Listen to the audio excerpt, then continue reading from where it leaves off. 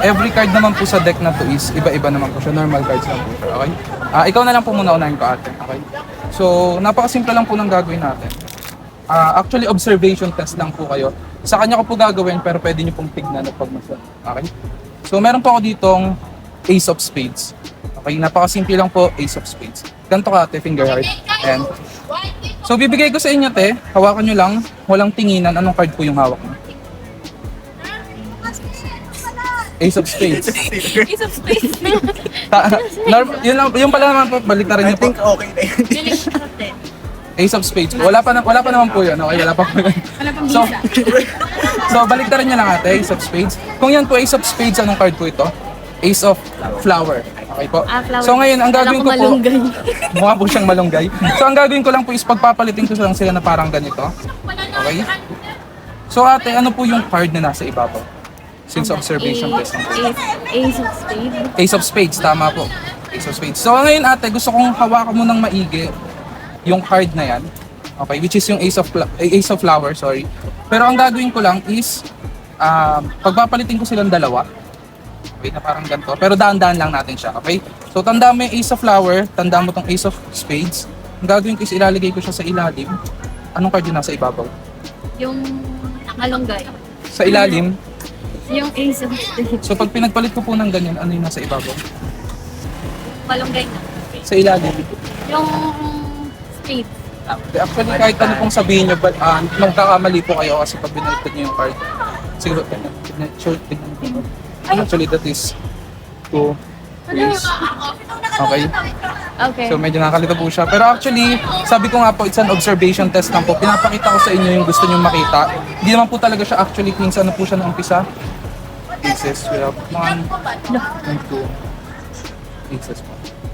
Okay, ganun lang po siya kasimple. Ngayon po, ate, pili ka ng card kahit anong card na gusto mo. Pakita mo sa kanila, pakita mo sa camera. Tapos pakisabi na lang po kapag tapos. Ako yung moment. Katulad po kanina, wala namang problema na makita ko to. Okay? So, observation test lang po siya. Katulad lang nung ginawa natin kanina, pero this time hindi ko na po sila pagpapalitin ng pwesto. Yung magic po is mangyayari sa kamay nyo na mismo. So, ganito ka ate. Itong Jack of Clubs, yung card na napili nyo, is ilalagay ko lang po siya. Tapos pakitakpan lang po ng kamay nyo. Okay, ganyan lang po yung gagawin natin. Tapos katulad kanina, gagamit lang din tayo nitong Joker. Kasi nga po yung Joker is wild. So ang gusto ko pong gawin ninyo is imagine ninyo na tong Joker na to is mag-change or magpapalit dun sa card na napili ni ate. Which is yung Jack of Clubs. By the way, anong pangalan mo ate? Ano pong name?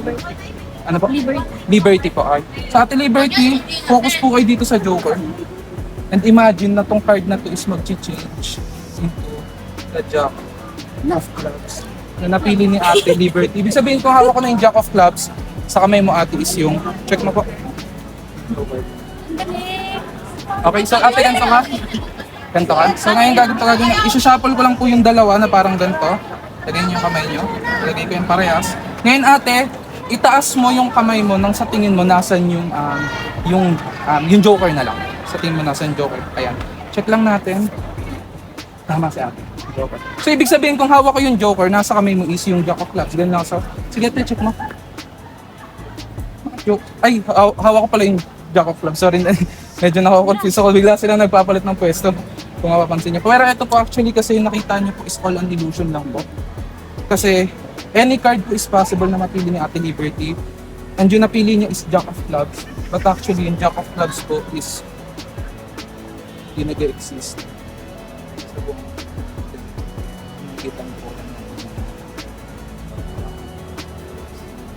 Ayun lang po siya. Thank you so much po. Maraming salamat po sa oras niya. Okay. Thank you po.